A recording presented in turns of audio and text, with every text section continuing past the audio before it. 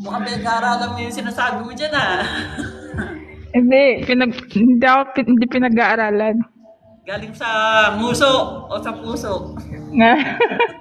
Sa puso, char. Kala ko sa nguso eh. Ikaw lang isa dyan. Ha? Nandun. Nag-alis na. Wala, mag-isa lang ako eh. Sino mga kasama mo dyan? Amo mo? Wala. Mga kaka-worker. Marami kayo dyan sa isang bahay. Apat. Isang tagaluto, tapos 3 kami sa bahay. Wow, ganda naman dyan, ano? May kausap ka, hindi ka boring. Naku, Tits, lagi kaming magkaaway ng mga kasama dito. Bakit? Mga ibang lahi. Ay, yun lang. Papapil sa trabaho, alam na. Hindi naman maiwasan eh. Oo, sa trabaho meron ganyan. Hindi na iwasan yan, meron yan. Kahit saan ka Dati magkasama kami ni Jowa dito sa isang kwarto. Ngayon nagsumbong man sila. Hindi, lumipat na lang yung isa sa kabilang bahay. Gana, iwas-iwas na lang. Iwas-iwas pa. Kaya pangit naman yung pag-away, makipagtalo, nakakapagod yun. Sobra. Yun, sa totoo lang. Tapos magsisisi ka kasi nakapagbitaw ka na ng masasakit ng salita. Diba? Kada iwas na lang. Ano pa man, Tits? Kasi ganun din eh. Ilalabas mo yung galit mo, sa mandog mo, tapos pag nawala, nakukonsensya ka. Ba't ko sinabi yun? Ba't ka nagawa yun, no? Kaya much better keep quiet. Ito na lang, kahit sobrang sakit, iiyak mo na lang. Ilabas mo lang. Ganun nga eh. Kasi siyempre, nasa yung pagsisisi, tapos gusto mo humingi ng kapatawaran, kasi hindi naman nila ma-accept. Diba? Oo, totoo. Kahit ng pagkatao yung paghingi ng sorry, okay lang, at least na-accept mo yun na may mali ka eh. May na-accept mo yung pagkakamali mo, yung kasalanan mo. Diba? Kaya nga. Marunong ka magpakumbaba. Kasi sabi nga ng nanay ko nung buhay pa, walang mawawala kung takbuhan mo yung kaaway mo. Yan, lagi-lagi sa nanay ko. Paano kung hinahabol ka, Tits? Hindi, magtago ka sa sa bahay. Kasi ganito yung nangyayari dito. Yung tipo na kahit anong iwas mo, talagang pinupush ka nila. Alam mo, ang bigat sa dibdib. Kaya kapag alambawa may kasamaan ka ng loob, sobrang bigat. Andun yung pagsisisi, andun yung iyak ka ng iyak, pwede mo nasabi, nagawa mo yun. Siyempre, di mo naman masasabi yun, diba? Di mo naman magagawa yung bagay na yun kung hindi ka ginawa ng masama, di ba? Ang pangit lang kasi, yung parang kumante. Kaya lang, hindi naman sinasadyang pagganti yun. Parang gusto mo lang din mailabas yung nasa loob mo. Alam nila yung nasa loob mo. Na hindi tama yung ginawa nila sa'yo. Sinisiraan. Kaya lang, sinisiraan nila ako, Tits, kasi nakikita. Kahit anong pagkakamali nakikita kasi nila na kahit anong pagkakamali nila, tapos sumobra ka naman, kahit sila yung masakit pa rin dito na parang walang pinagsamahan. Di ba? Kaya ganun nga. Simula pagpasok ng 2025, hindi na ayoko na makipagtalo. Iniiyak ko na lang, iniiyak. Tapos dasal, dati hindi. Nakipagtalo ko, paglaban ako. Pero ngayon hindi na, ayoko na lang gano'n.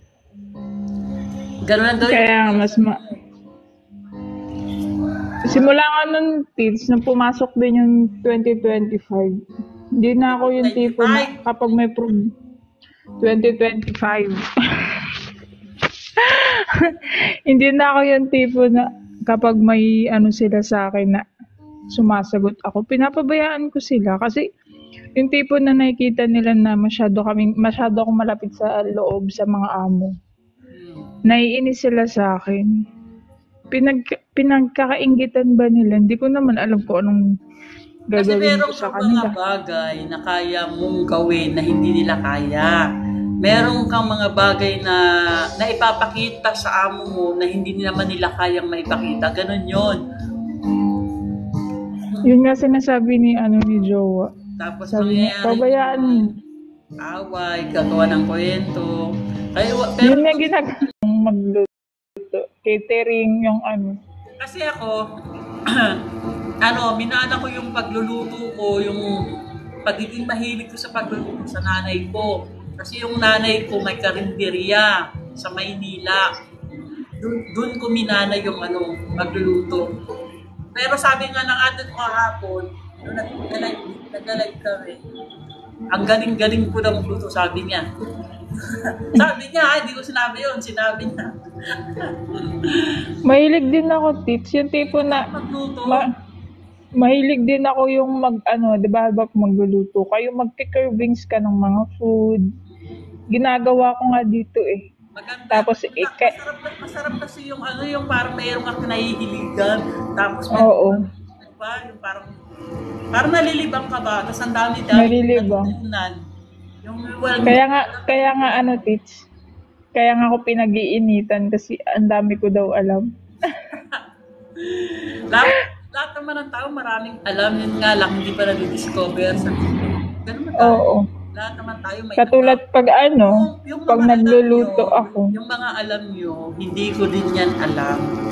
Pero hindi ko kailangan mainggit.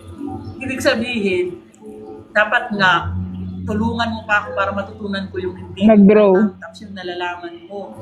Ganon.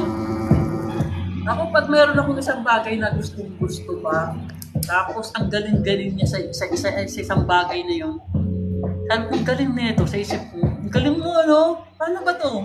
Ganon. Hindi yung, parang ito, galing-galing. Shit! Ganun yung ginagawa sa akin dito, Tits, katulad nga nung pinaluto ako ng sauce nila, Arabic sauce. Nagustuhan ng amo sa loob. Ngayon, nung isang araw, ako yung pinaluto ulit.